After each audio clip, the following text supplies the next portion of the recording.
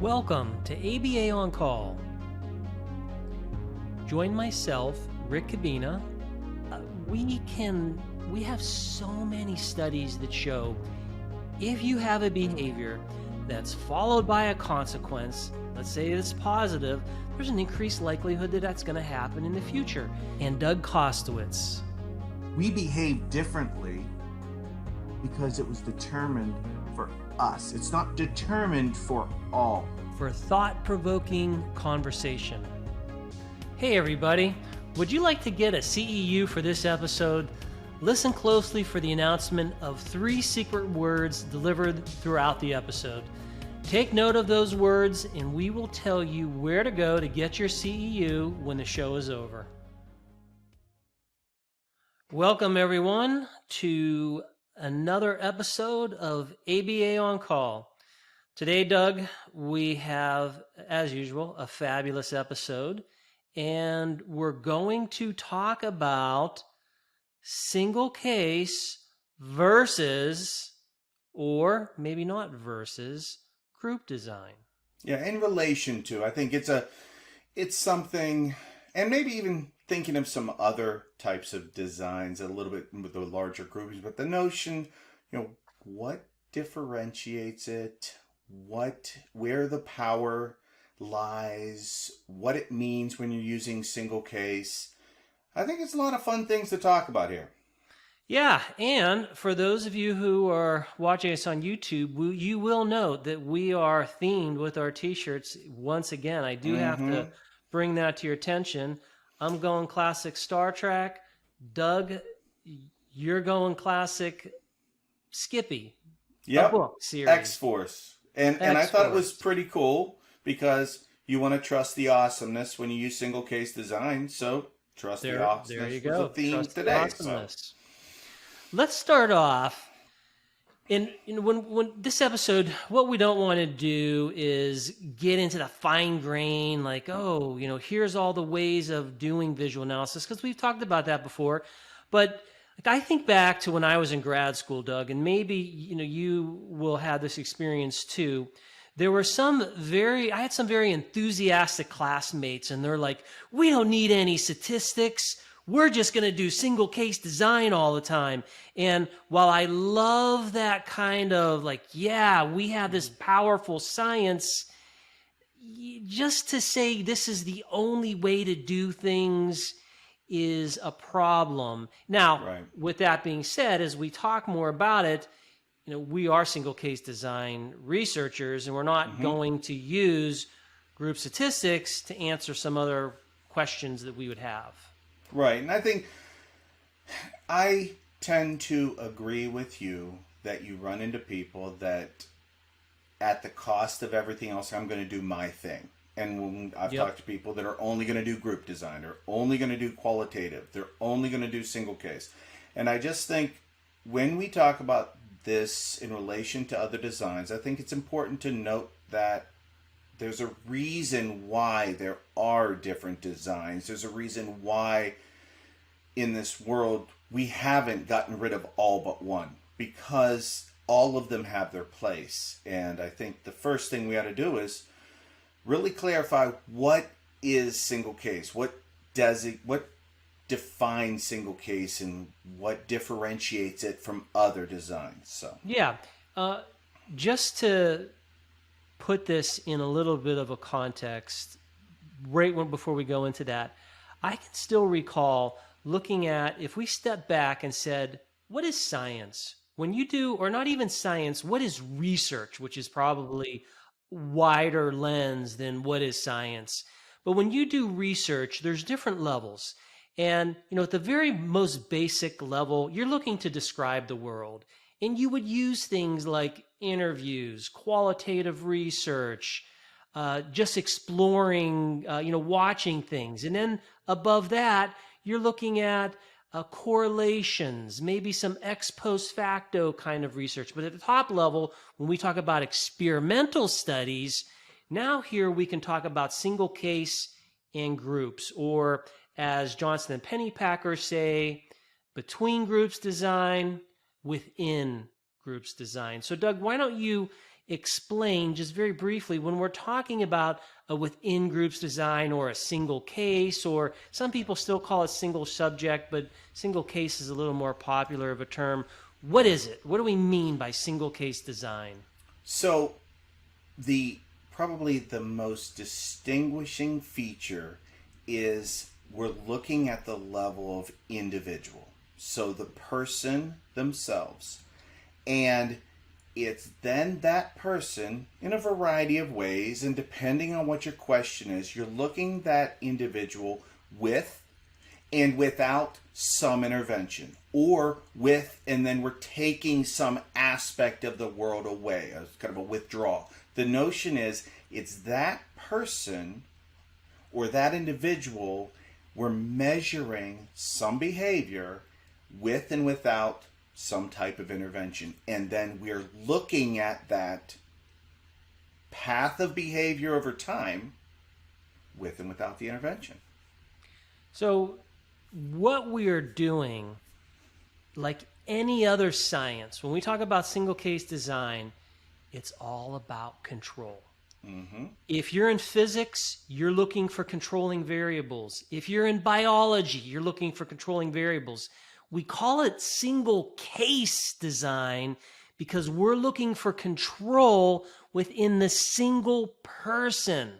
So you could have 4 people in an experiment or 5 people in an experiment, but the control that we're looking at is within the single case. And that's what makes it a scientific, an experimental design, because we try to, and as you were just saying, there's different ways of getting through that control. You know, we have the 4 popular designs.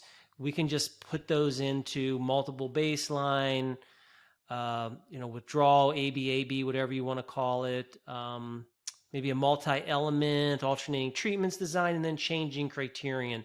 And of course we have all these other designs, but those big 4 are what are most recognizable to people. And as you said, how do we control people? Or how do we control people's behavior within these experiments to tell us, do we actually have a finding? Yeah, and I think the control notion is important because the world is very different. And we get back to behavior occurs within the environment. Well, for us to understand what is going on for that individual, we need repeated measures. But then we also need, as you said, understanding what's going on around that individual. And one of the beauties of single case is, as things happen for that individual, we can respond to it much quicker because we're measuring this and we're looking at their behavior over time with and without the intervention. You can see these effects of other environmental influences. And so you can gauge performance, you can make changes, but it all comes back to one person. And I think that's why we've gone away from single subject, is because it's normally not one person. It's one person, maybe done with few people, but each person is their own study for the most part. Yeah. Now let's turn our attention to group design, which we're going to talk about, or between comparison, between groups. Now the way that typically works, again, if we're going to just make it very basic, you have one group over here that we'll call the control group, one group over here, which we're going to call the intervention group. You give them the one group a intervention, you give the other group nothing because they're control, and at the end, by the way, I'm going over this pretty quickly. You pre-test them both, and then you post-test them both, and in between, one gets it and one doesn't. And you statistically analyze this group and this group. You compare them with math, and if you have a difference that reaches a certain threshold, you're like, yeah, we got an effect. It didn't occur by chance. Based on my statistics, we have something we can share with the world.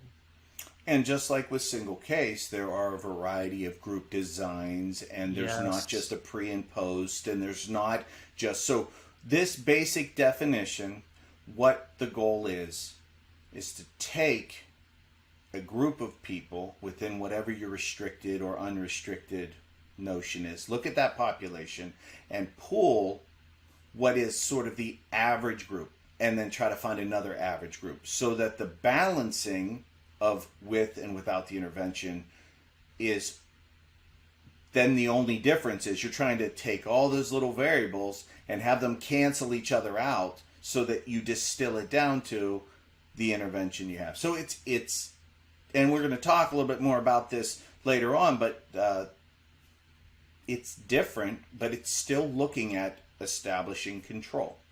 Yes, and I think that's important to say, because like some of my over-enthusiastic peers when I was in grad school, it's not that there's no value in doing group statistics and if you have that kind of thinking like, hey, the whole world needs to be single case or the whole world needs to be group, boy, you're going to run into problems, because there are some questions that have to be answered by single case, and there are some questions that can only be answered by group. And as you mentioned, we'll talk about those later, but at the core, having control and understanding that we have these two different ways of doing it, and they're going to help us answer questions. I think that's one of the most important distinguishing features to keep in mind, so that if you understand those differences, then you're ready to say, okay, what if I'm going to do an experiment? What's my question? And what design should I use to help me answer that question? Well, an important feature today that the audience sure wants to know is today's secret word for the first part. I was waiting for you to say it. I know, and I was listening to all this importance. So the first secret word is individual. The word is individual, and I think that fits with the notion of single case as we are introducing this and moving on. Let's turn our attention to now focusing really specifically on single case, and why is it so amazing? Why is this something worthy of a true science? We talk about one thing that was different about Skinner. If you look at Skinner and then into Sidman and these people that set the plate for what we now know as single case design, they were natural scientists. And as natural scientists, you're looking at the person. And we don't use the same tools of the trade that were used back then. We're not. We still have people doing experimental analysis working with animals, but when we work with people, we're not using a cumulative recorder. We're not using the experimental chamber. We're doing things out in the field. So single case design has grown, and there are many things that I feel everyone should appreciate, which get at why are we doing it? There are the specifics on how you do it, but why should we do it, and what are the effects that make it truly something that everyone should do if they have certain questions? Well, I can tell you right off the bat, the thing that I think is the most important is that you're looking at this person over time. You're not getting one snapshot. You're not getting over a time group snapshot.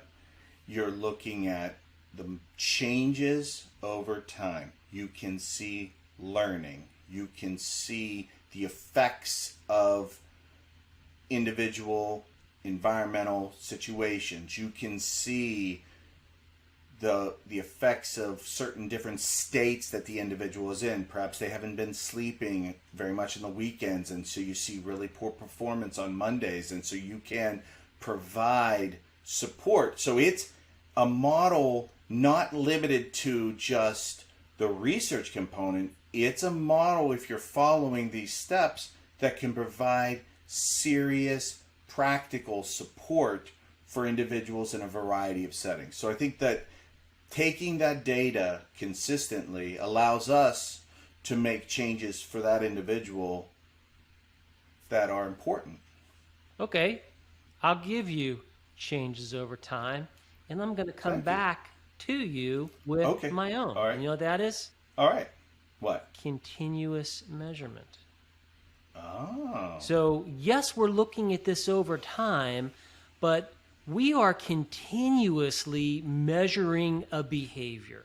We're measuring that behavior directly, and we're continuously taking it's not a like, oh, hey, I'm going to give you this measure and then we're done. We're moving on.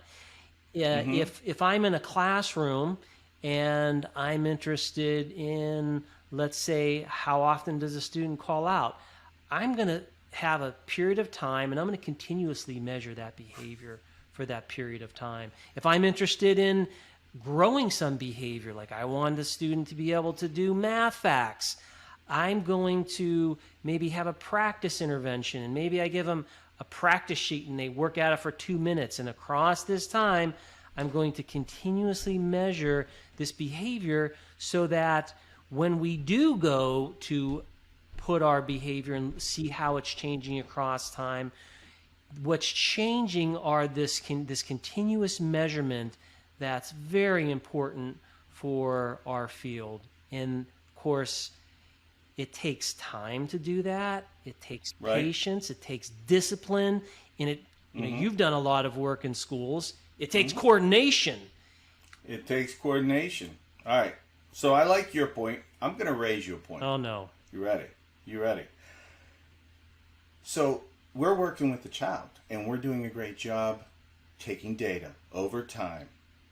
When we report those findings, and we present it in a replicable format, others who have children that have or individuals that are similar to that one, because we know so much about that situation, those results are meaningful to my individual that I'm working with, or my child, or my family member, because they're very similar, because we've taken such great data and we've looked at everything about that individual. And so we can say, well, mine's very similar, and we're going to talk in a moment wow, that's different. Mine's very similar to what I'm reading about. Maybe I can expect some of these so I can replicate those findings because it was very clear and systematic. Okay, so just to get this straight, are you raising me with replication? I might be. We'll see. Well, first, I'm going to raise you with today's secret word for the second part. How about that? All right, I'll take it. And I should have said it before, but the second word is graph. Okay. So graph. So yes, I'll raise you with replication. Go. Well, let's see what you got. Okay, your secret word actually is what I was going to raise you with, and that is the visual analysis of data. Oh, okay. And what is very specific to single case design is it's not, yes, we're taking continuous measurement. Yes, we're putting it over time. We're not sticking it in a table. We're not like, hey, let's put all of our thing in a table and mathematically crunch it. Or we are looking at that with a visual display. We are looking for subtle patterns of change. We are looking for significant patterns of change. We're looking for all these different features of the data. And single case design, I would say, what's the word I'm looking for? It's strong reliance. It's just absolute all in with these graphs so that we can publicly share the features of our data and what we're seeing. That is something that is really important to the field because we make and judge our significance with what's the graph telling us? That is. Well, it's not just that. Say that again. The pictures on the graph tell us different stories too, and we can see quick gains followed by a plateau, and that means something different, but we can't respond to that if it's not on a graph. Yeah. Sorry. No, it's part and parcel to what we do. Going back to what you talked about with replication, I think that would be the reason why the other side to replication is generality. If we talk about replication, and we can go back to Sidman, and Sidman talked about two kinds of replication: a direct replication and a systematic replication. Direct replication means that what you did, I'm just going to take exactly what you did, and I'm going to do the same thing. Direct replication. Whereas if I do systematic replication, now this thing that you did, I'm going to put a twist on it. I'm not going to do it exactly the same as how you did that. And when we have direct replication and we have systematic replication, that leads us into generality. And I'm sure you want to talk all about generality. Well, generality is these findings now begin to go past just that individual. Right. When you start to include, let's say you're working with a child with significant disabilities, and you've been now replicating that. Let's see what looks like with someone with perhaps maybe just some learning disabilities. They don't struggle with the same things, but now you start to see those same outcomes. Then we're going to work with an older child. Then we're going to work with it in, and what you start to do is you start to build all those bricks together. You begin to build that this intervention has play across a variety of settings with a variety of individuals in a variety of situations. That doesn't mean that things that don't have that are unimportant.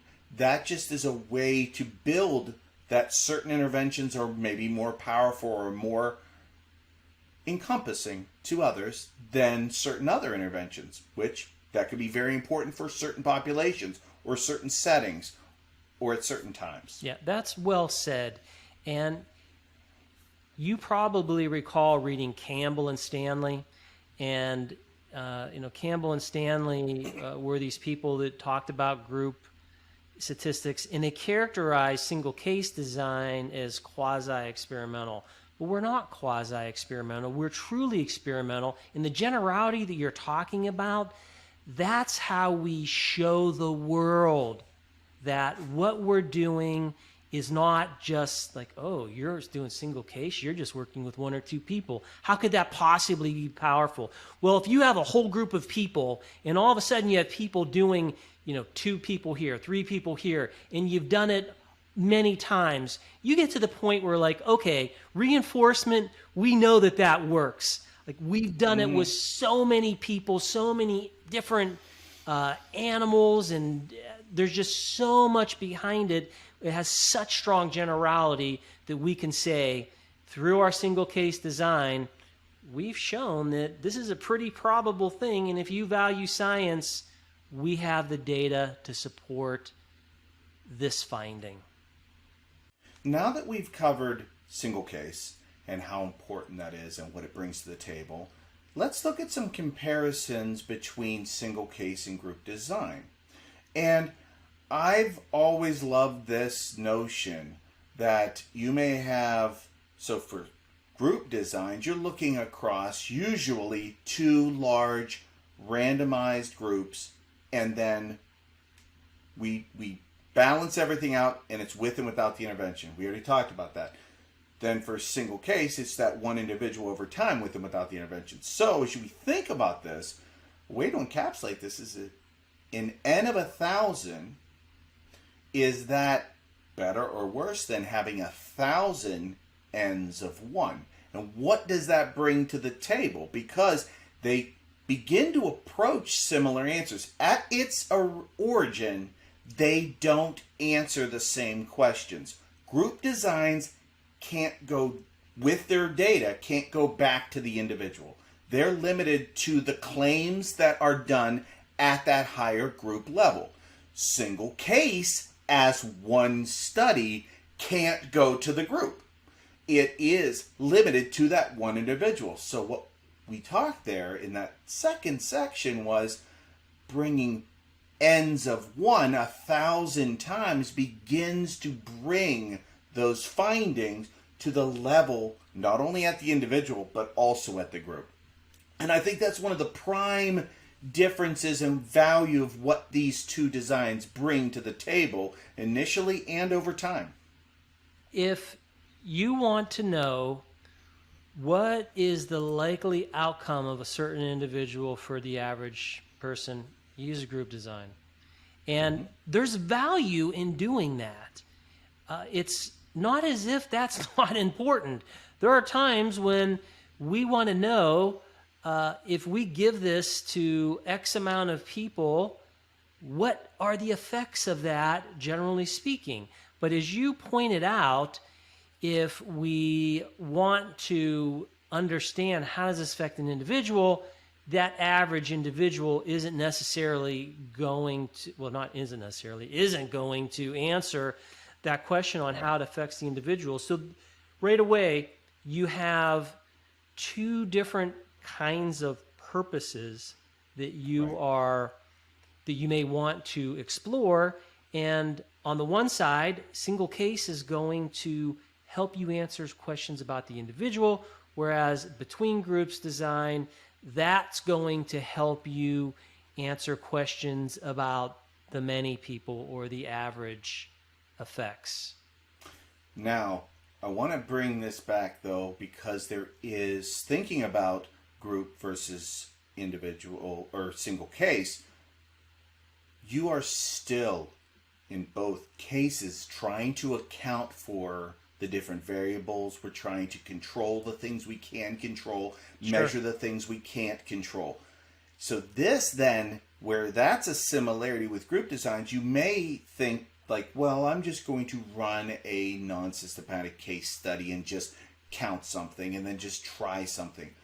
So if you don't bring it to the level of some of the single case designs and those rules, so even if you're doing something maybe case study or qualitative where you're asking interview type questions, so there's another distinction that single case and group design are similar in that respect, and it differentiates if you're just doing some kind of intervention in a classroom that you're not accounting for everything. You may not get the same answers that you would with other things. So it's very important to make sure that there's this kind of middle between the two where there's single case that is powerful. Yeah, there are differences that people have to be aware of, as you're saying. And for example, when you're doing single case design, you are controlling many different variables, number one. And that control is not as important when you're doing group because you're taking a random sample, then it can average out. So I don't want to say that group designers are sloppy when they're doing research, but I do want to say the level of control, and maybe control is the wrong word. Understanding. Yeah. I think the level of the picture that you're taking of the world for that individual is so fine-grained. And if it's not fine-grained, then your answers become more and more muddy. Yeah. If you have a fine-grained picture of the world and you're measuring potentially all the different threats to that behavior and then the influencing, controlling variables, what we can't control but are there, so we have to make sure. The more that you have that picture fine-grained, the more meaningful the results are.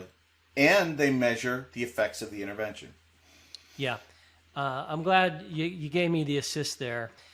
The extraneous variables, like I remember reading, and this is probably from Johnson and Pennypacker.